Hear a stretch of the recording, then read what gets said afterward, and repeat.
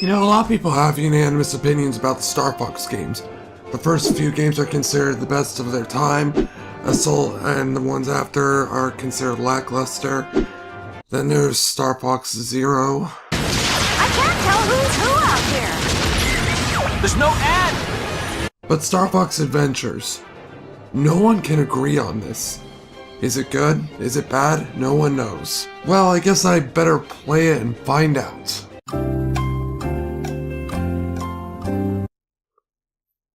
Oh yeah, I played the game. Oh, and here's Theo, by the way. I needed a British person to help because Rare developed this... Insult to the Star Fox series? Kinda harsh, but I'll take it.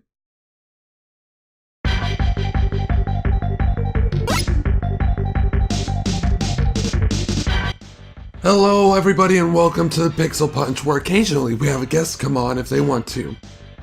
Or if I threaten them. Take any excuse to talk about games. It's a pleasure to be here. Well, as you've seen from about 30 seconds ago, but Star Fox Adventures, no one can agree on this. Theo and I are talking about Star Fox Adventures. Normally I talk about the development first, but with this game, we feel it's best to wait until after we talk about it. So without any more delays, here is Star Fox Adventures. Ready, Theo? Born ready. The game kicks off with a session where you play as Crystal and witness the weirdness that is the dinosaur language. I never thought I would say that I fought a boat's face, but cross that off the list. Okay, what the fuck was that? After encountering General Scales, we arrive at Krazoa Palace, where we somewhat get the gist of the real gameplay in Star Fox Adventures. It's a poor man's Zelda. I mean, there's no point beating about the bush with this one. The gameplay is straight up Zelda style, rolling included. You spend most of the section breaking boxes, finding items, and looking way too happy when you pick up a new item. After being spied on by an unseen force, she is quickly whisked away and sealed inside a giant crystal. Get it? Sad music plays. Then we finally get to play as fucking Fox. At last, the gameplay finally starts to resemble a Star Fox game. You hop in the R-Wing to get down to the surface of Dinosaur Planet, and honestly, flying the R-Wing feels right at home, and anyone who's ever played Star Fox 64 will be doing boosts and barrel rolls throughout this section. But then after 60 seconds, it's all over. Your nostalgia trip is finished, and you're forced back into another on-foot section. Back in the land of Zelda, Fox lands on Dinosaur Planet, home of the Earthwalkers. We somehow end up getting Crystal's staff and meet her giant severed head. But Fox doesn't understand dinosaur language, so Crystal's advice is completely useless to him. Not that it matters, because it's just a really important and probably quite valuable staff, but instead Fox uses it like a big tree branch to smack enemies with. The combat looks super sweet to start with. Fox is animated really well, and hitting enemies with the staff has a kind of kung fu coolness to it. In reality though, you're just pressing the A button over and over as the enemies slowly stack up in front of you and wait to get hit. Next, we visit the Queen Earthwalker, whose son Tricky has gone missing. Fox journeys off to Snowhorn Wastes and finds Tricky taunting Sharpclaws, and then we enter, I hated these bike segments. I think we both did. They're just wonky as hell. Trying to ride them is like sitting on top of an exercise ball that's been greased up with butter. It's slippery, slidey, and honestly a lot harder than it needs to be. Dying has no consequence, other than wasted time, but at this point you're probably racking up an awful lot of that. Oh, I'm glad you brought up death actually, because in Star Fox Adventures, death doesn't matter. SFA has these lovely items called... Bomb Deads? Anyway, they are basically a revive from Pokemon that you give to yourself. Being an important item, you would think they'd be spread out and scarce, but nope. I always have the max amount. Anyway, after surviving the bike race, we meet Prince Tricky and get a lovely translator. My dad's a king Earthwalker and he'll bash you up. Oh, that's his voice.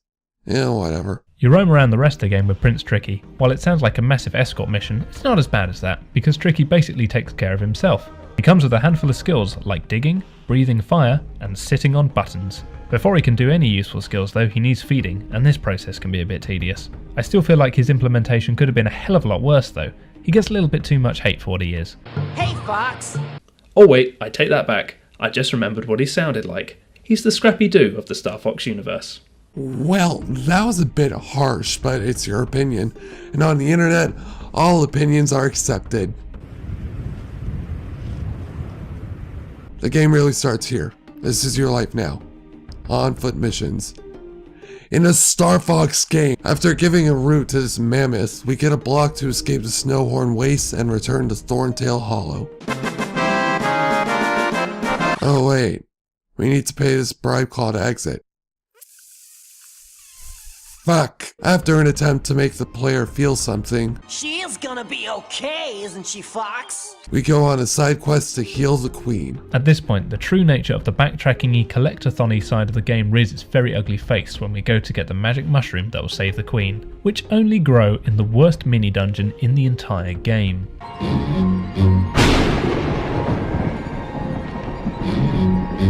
After you finally get down there and solve the puzzles, which are terrible, a dude blocks your way and informs you that you need a lantern from the shop. This means going back out of the dungeon, finding more scarabs, which are already very tedious to collect, going back down to the shop, buying the lantern, and going back down into the dungeon. You know what has solved all of that?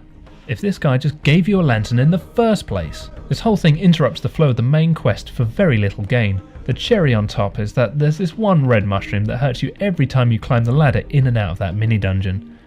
Why?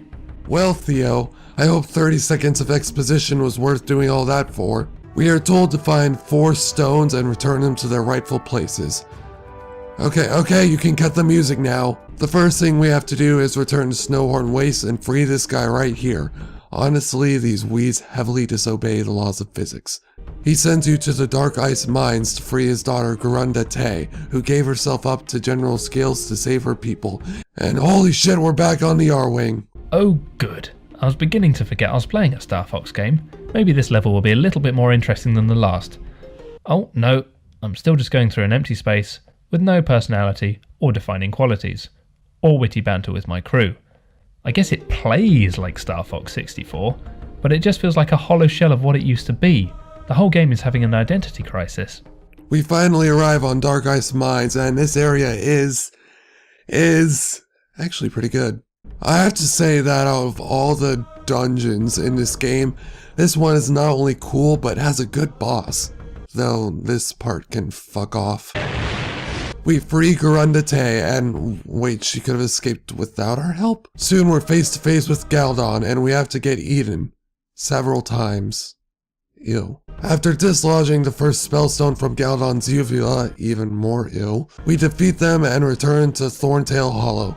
After doing a bullshit side quest, we journey to Moon Mountain Pass and go to the Volcano Force Point Temple. After going through the admittedly decent Dark Ice Mines, we are treated to a Zelda-like dungeon which is almost totally devoid of any personality. See, the thing about a good Zelda dungeon is that it has a soul, you know? You'll have a central room you can return to and the dungeon evolves around you as you explore it further and further. As Shrek would say, it has layers. Star Fox on the other hand just has temples for the sake of having temples. You go from room to room solving bland puzzles, most of which involve barrels, and it just never gets any better.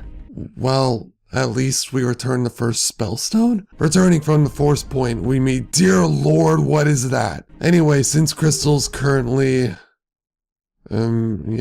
Fox, reluctantly, takes on the mission of gathering the remaining Krazoa spirits. The rest of Moon Mountain Pass is nothing special. In fact, it was rather dull. However, we come across what is the first of 5 Krazoa shrines. In each of the shrines, you have to complete a mini dungeon and then take a test, be it combat, strength, or fear.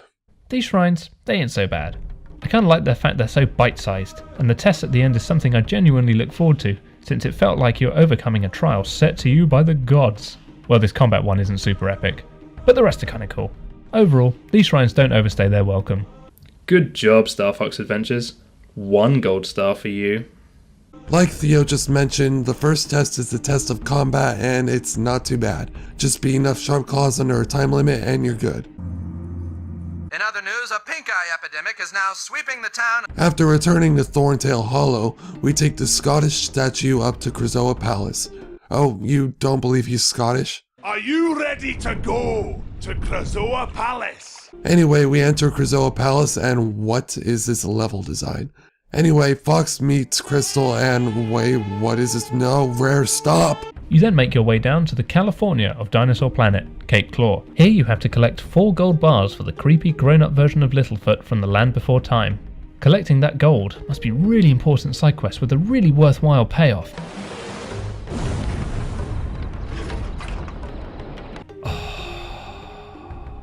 After that little moment, we go to rescue a Cloudrunner ambassador who's been locked up on the beach by walking into a trap. Oh man, this moment really gave me an anxiety attack as a child. They just barely give you enough time to complete this section, and if you're half a second slow off the mark, you get to watch Fox slowly choke to death. It's horrible, and it was meant to be Fox's day at the beach. 'Cause you had a bad day, you take one down, you sing a sad song just to turn it around. After witnessing a petty feud between dinosaurs, Fox goes to Cloudrunner Fortress to get the Spellstone and save the oh shit, we're in jail. At least we get the coolest power-up in the game. Cloudrunner Fortress is nothing special though. It's long, and boring, and long, and boring. Long! After saving the Queen Cloudrunner's babies, we have a bike chase. Again. And get the second Spellstone. Returning home, we head to Ocean Force Point Temple, and oh my god, it's an actual dungeon. I mean, not a good one, but still. I'm going to go on a limb here and say this bit right here is worse than Ocarina of Time's Water Temple. I'm deadly serious. The puzzles are bad, the structure is repetitive, and I don't mean to sound petty, but this music is just dumb. I mean, listen to this. Just not feeling it.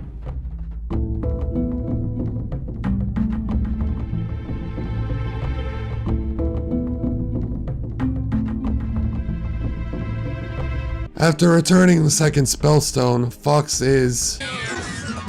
So we're taken prisoner to Lightfoot Village because we stole this guy's Firestone. And have to press A to... Jason! Lightfoot Village is just a bunch or 2 trials we have to complete, and I think both of us agree that the strength trial can go burn in the deepest pits of hell. Even when the gods of Mount Olympus issued Hercules with his 12 tasks, they left out the test of strength from Star Fox Adventures because it was just too nasty. In a village that pits you against doing some objectives that are unreasonably difficult for kids or adults, this one takes the cake. It takes an ungodly amount of button presses to even break even with this guy. Seriously, this is like Ocelot's torture section, but doubled. There's only one thing that can save you: the humble pen.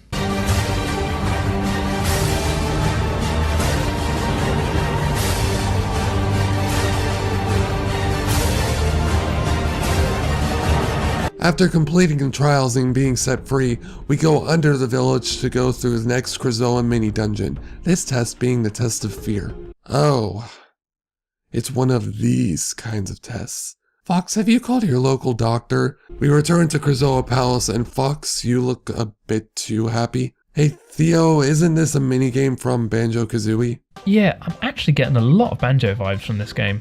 Just makes me wish I was playing Banjo-Kazooie instead. After getting the portal doorway power-up, we go to the walled city because Tricky's dad is the 3rd gatekeeper. After arriving and upgrading our Groundquake ability, oh yeah, we got that ability in Moon Mountain Pass, we do some dinosaur hunting.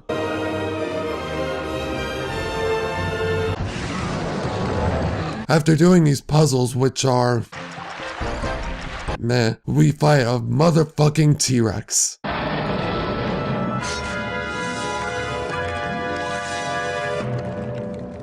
Ah yeah, we got a Spellstone. That means we get to go back to the same temple we've already done.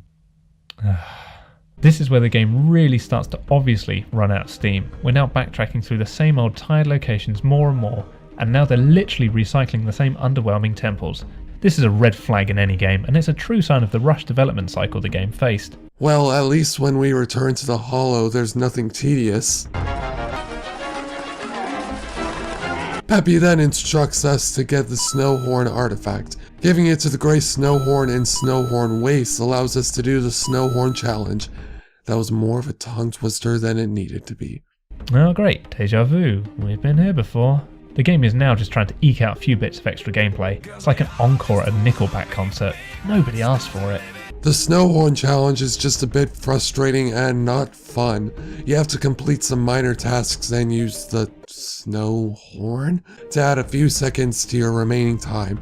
It sucked, and it makes me hate the Snowhorn Waste. But after this is another Krazoa test. Oh, wait, it's the test of strength. Well, better get my pen ready.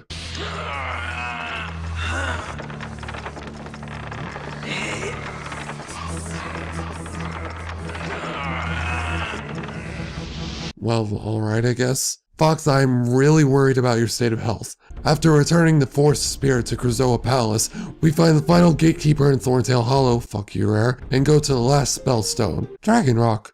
This level looks cool. It really wasn't. Dragon Rock sounds like it should have been the greatest glam rock band of the early 90s. Instead, we're treated to the worst level in the game. Every new beat of gameplay here is a gaming sin. Let's run through them real quick. Spoiler alert, it's not a pretty list.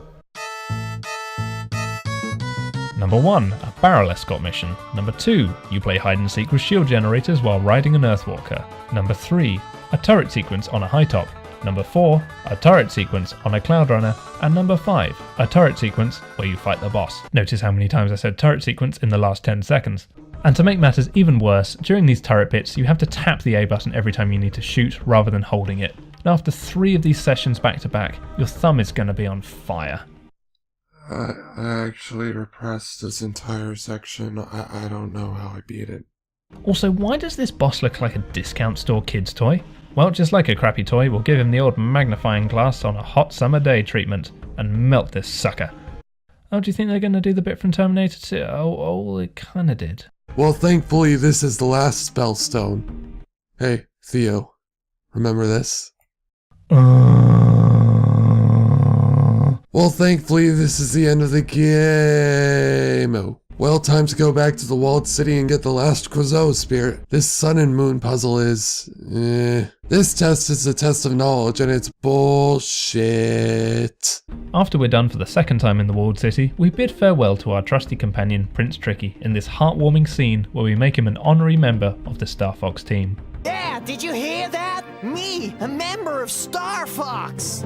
Oh, I'm so glad we get to abandon him on a floating rock. From there, we head to release the final spirit at Krazoa Palace. We've done it a few times already, so you know the drill. But wait, what's this? We head into a big empty room and it's clear something big is going to go down. A boss fight maybe? You may have returned the Spellstones, but the war is not over yet. Oh yeah, it's all been building up to this one moment. Fox versus Scales, 1-on-1, fight of the century. You pumped, Ross? Totally, dude. This moment is gonna be the best part of the game. Stop! Scales! You are no longer any use to me. This is the biggest cock tease ever. So, after that, we get the final spirit from General Scales. Oh shit, he dead. And return it to the temple. Crystal is freed, but oh shit, what the hell is this? I've been looking forward to this day. To see you again, Fox McCloud. Still would have preferred to fight Scales. Okay, jokes aside, Andross is actually a good fight, and you're even in the R-Wing. Only took 15 hours, but hey, and Falco's here too. He doesn't do anything. After shooting Andross's brain, he dies and Star Fox is reunited. Suddenly though, we get a transmission from Crystal. Oh god, the porn music is back! So... that was Star Fox Adventures? Well, I mean, what did you think, Theo? I mean, it definitely was an adventure.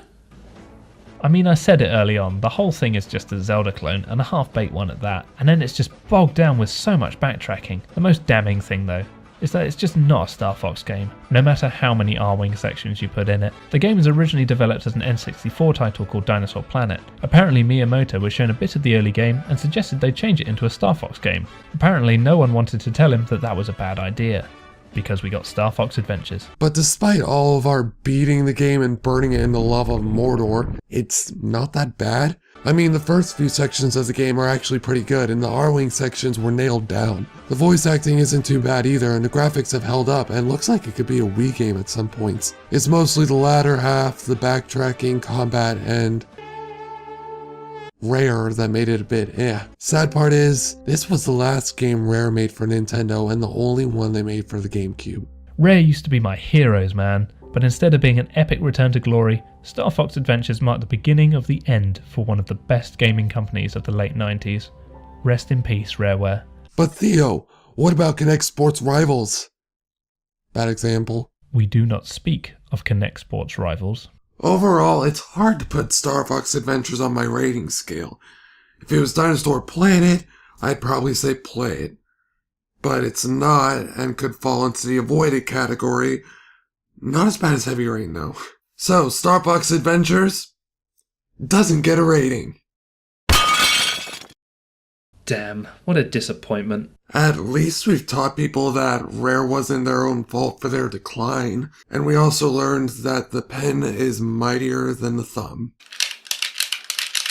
If you enjoyed this episode, then mash the X button, then up, up, down, down, left, right, BA, and check out Theo's channel. He makes better content. Oh, you're too kind. Thanks for having me on board though, man. It was a real pleasure to make this video with you, and it gave me a golden opportunity to reminisce about the game that defined my Christmas morning of 2003. It's just a shame it was Star Fox Adventures. No prob. Now if you'll excuse me, Theo, I need to check out what game I'll be playing next.